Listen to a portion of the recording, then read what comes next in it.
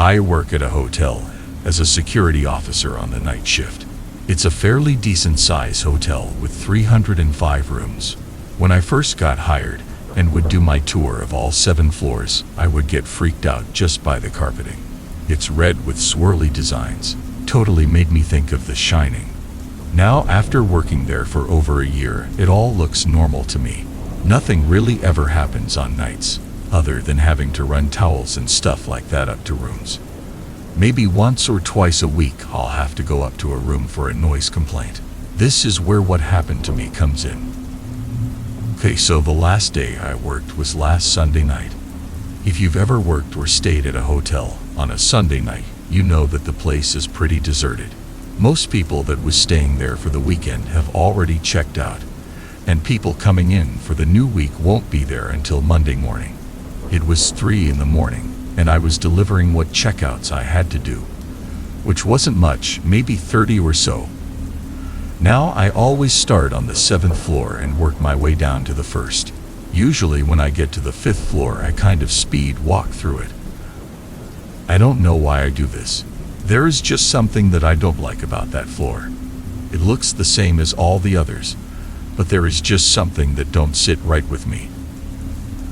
I feel like someone is always watching me when I'm on that floor. So I get to the 5th floor and I start my speed walk. As usual, I felt the odd feeling I normally feel, but this time something happened. When I passed room 509, I heard what sounded like a little girl crying in the room. Thought to myself that it's probably some girl that has had a bad dream or something, but me being the only security there, I thought I might need to knock on the door and see if there was anything I could do to help. So I gave 2 knocks on the door and said security. When I did this, the girl who was crying began to start screaming at the top of her lungs. "Help me. Please, oh God, help me. It hurts, said the girl from within the room. With my heart beating fast, I pulled out my master key card and slid it into the lock. Opened the door to the room, and what I saw baffled me. There was nobody in the room at all. I searched under the beds, in the closet, and checked the bathtub. There was definitely no one staying in room 509. With my heart racing even faster than it was before, I ran to the door to get out of there. But when I tried to open the door, it wouldn't open. I pulled as hard as I could, and it wouldn't budge. I got on my radio to call for the front desk, but when I tried to key the mic, it did nothing. It was completely dead. Now, the panic in me rose to a level that I can safely say that I've never experienced before. I ran over to the room phone that was between the double beds, and when I picked it up, there was no dial tone. Just when I thought that the phone was dead too and was getting ready to hang it up and think of an alternate solution, a voice spoke into my ear. "Hello, my name is Jane. What's yours?" the little girl's voice said to me. I freaked out and hung up the phone on the spot. I tried my radio again, and still nothing happened. I looked out the window and contemplated on smashing it so I could just get out of this room. That's when the television cut itself on, and on the screen were the words, "Hello, I'm Jane. Want to play with me?" The phone started ringing, and I thought about picking it up for a split second, but then I decided not to do it. Just when I thought I was all out of options, the television cut itself off, and the phone stopped ringing. The lights flickered a time or two, and then the door to the room just opened on its own. I jumped at the opportunity and ran out as fast as I could. Ran straight past the night auditor at the front desk without saying a word, and headed straight for my car. To hell with this job, I thought to myself. That was last Sunday, and now it's the following Saturday afternoon. I did end up calling the hotel and saying that I couldn't work there anymore. They didn't seem to care all that much. So today was my little sister's birthday, and my parents had thrown her a birthday party. They had invited all her friends from her elementary school, and the house was filled. I was put on present duty. When people arrived, they gave me the present that they had brought for my sister. Just when I thought that everybody that was going to be there was there, the doorbell rang. My mother went to answer the door, and when she came back there was a pretty good-looking woman around 40 standing there with what I assumed was her daughter. "Hey Thomas, this is Gwen and her daughter. They just moved here last week," said my mom. "Oh, nice to meet you," I said in return, not thinking anything of it. Just then my sister ran up to my mom and was saying that she wanted to open her presents. "Not right now, hon. Look who came to your party. This is Gwen and her daughter. They just moved in next door last week." "Oh, hi, my name is Rachel. What's yours?" The little girl sat down the present and said, "Hello, my name is Jane. Want to play with me?"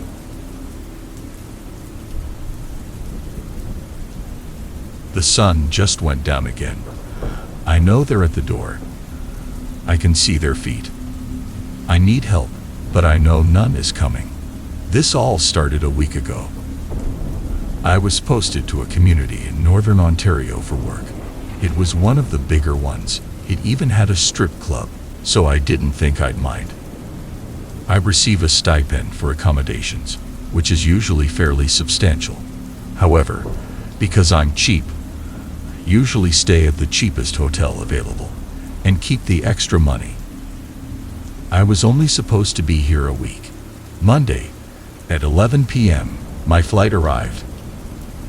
Took a cab to what the driver said was the cheapest motel in town. It's pretty much right downtown, and it looked old.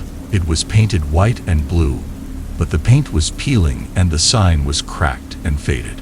It was 5 stories, but there didn't seem to be many cars in the parking lot. A group of sketchy First Nations guys were standing out front smoking. They eyed me closely as I exited the cab and walked into the hotel. As I entered, I was immediately greeted by the smell of smoke and something that I couldn't put my finger on. Not gonna lie, I'm an occasional smoker. However, the smell of secondhand smoke turns my stomach.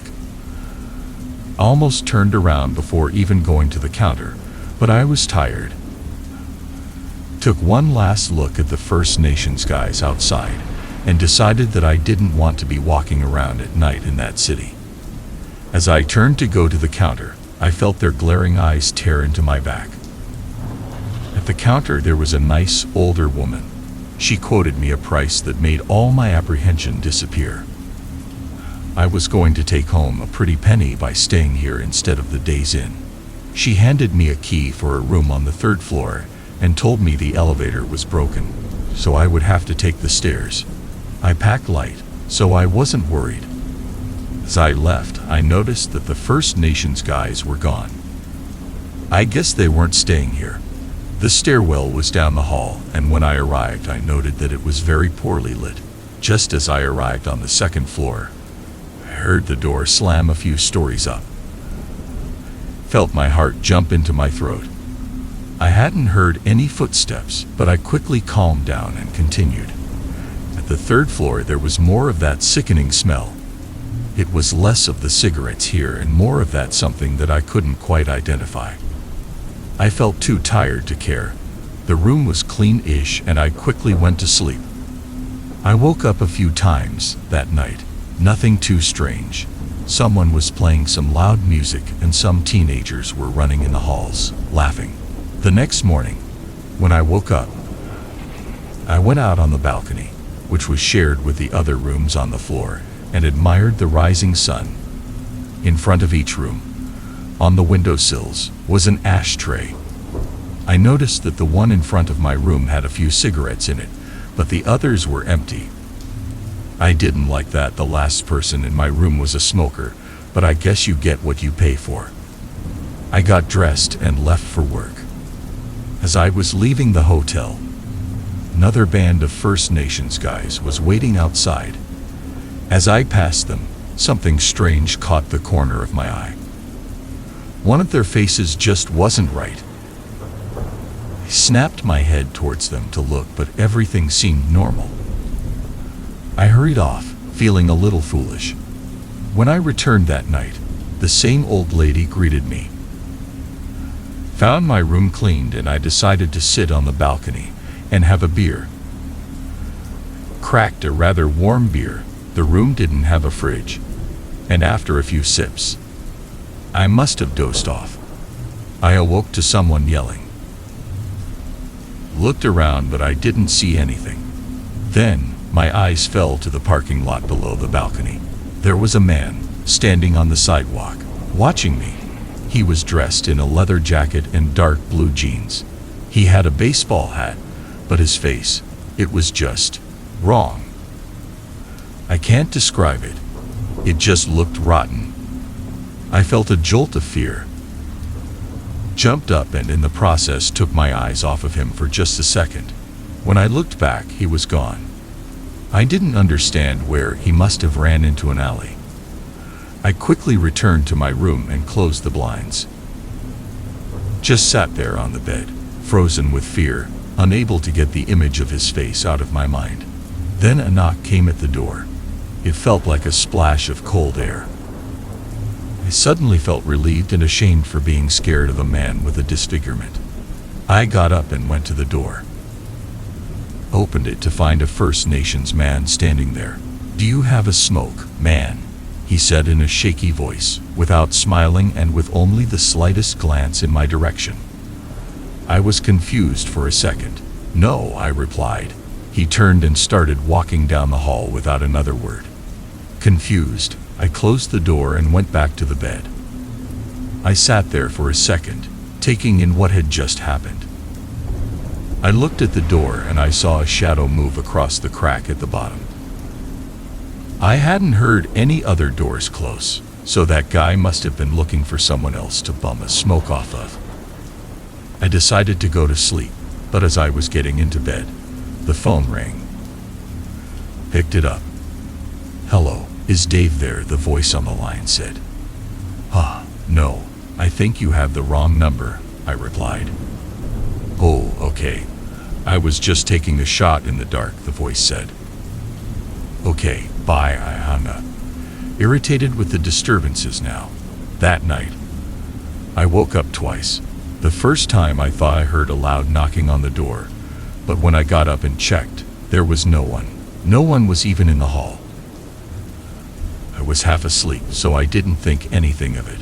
The second time I woke up was from someone running up and down the halls again. Considered going to tell them to stop, but I decided I'd talk to the hotel manager in the morning. That morning, I woke to an especially strong smell of smoke. It was almost as if someone was smoking in my room. These walls had to be very thin. I got dressed and went downstairs to talk to the manager before I left for work that morning. The same old woman was at the front counter. I found that strange. Does she work 24/7? Told her that there was someone running around on that floor late at night. She seemed troubled and she told me that there wasn't anyone else on that floor. Told her that was impossible and that some First Nations guy was in the room beside me. He even came to ask me for cigarettes.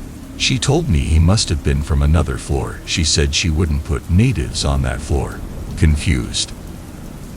Thanked her and left. Another group of First Nations guys was waiting out front as I left. That night, the room was not made up. This was typical of busy, budget hotels, but I hadn't actually seen many people around. I was slightly annoyed. I turned on the TV for the first time, but all I got was static. This just made me laugh. No wonder no one was staying here. Suddenly, the phone rang. "Hello?" I asked as I picked it up. "Do you have a cigarette, Dave?" the voice on the line replied.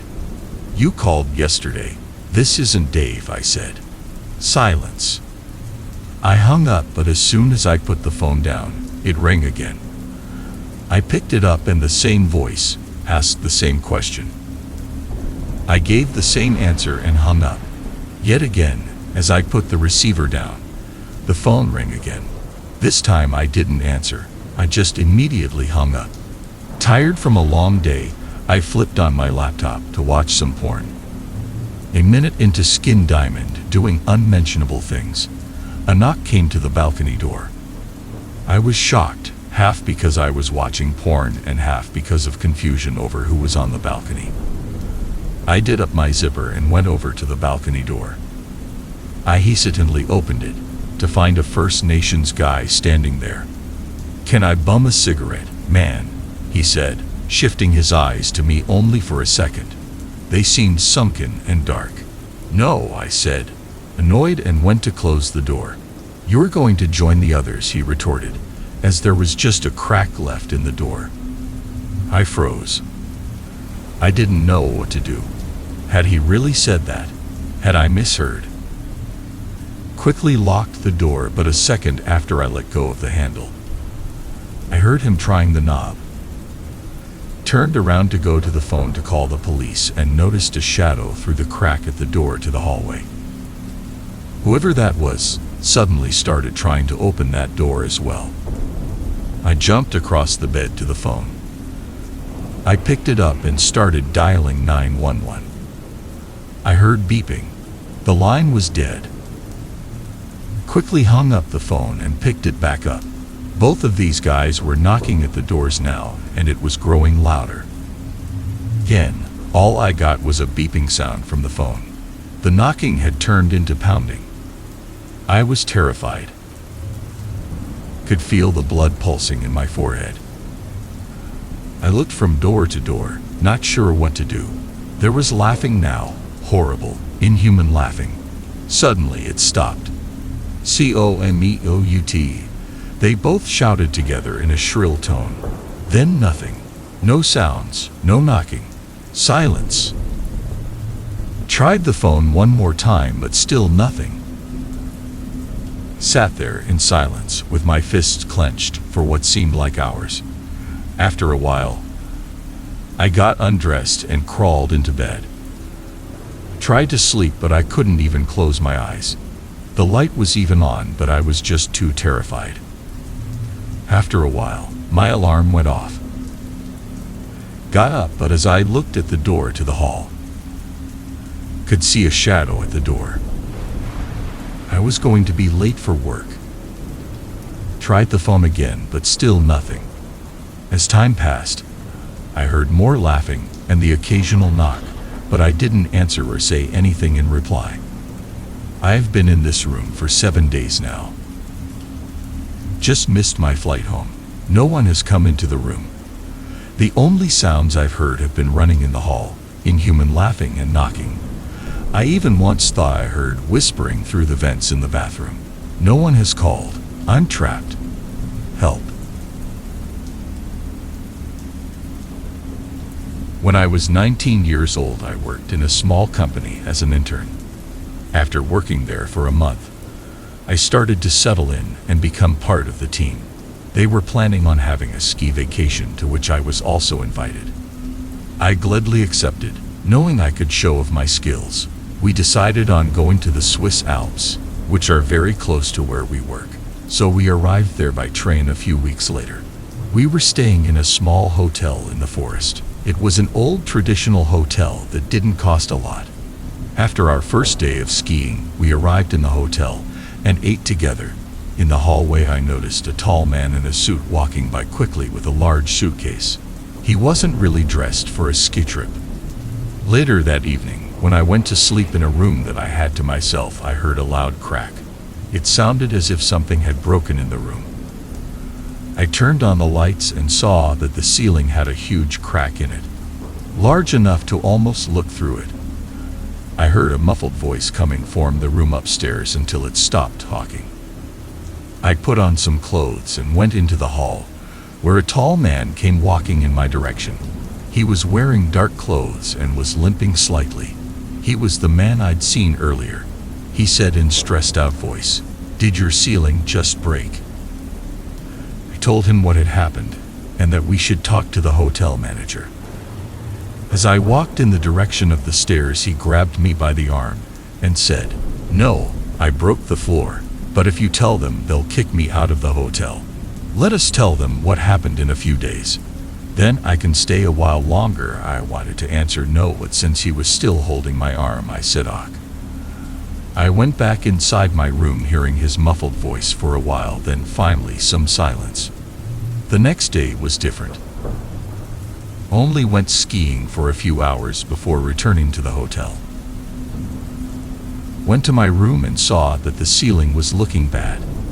I decided to put a chair on my bed and stood on it to look at the crack. When I looked through, I saw nothing, but when I grabbed the ceiling to gain stability, it felt like it was wet. I quickly jumped down, pulling the ceiling apart even further.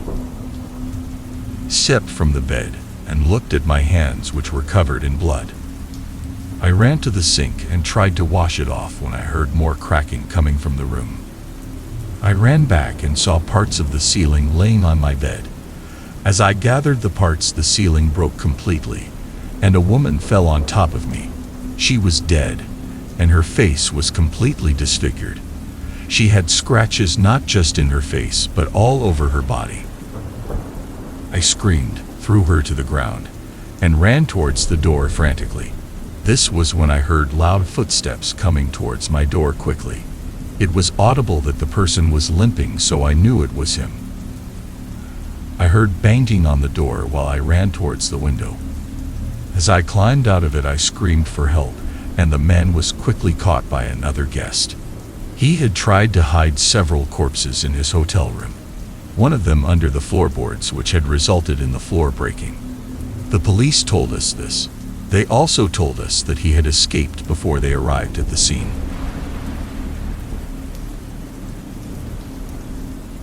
If you enjoyed the stories, you can subscribe to hear more from me. Thanks for listening, and see you next time.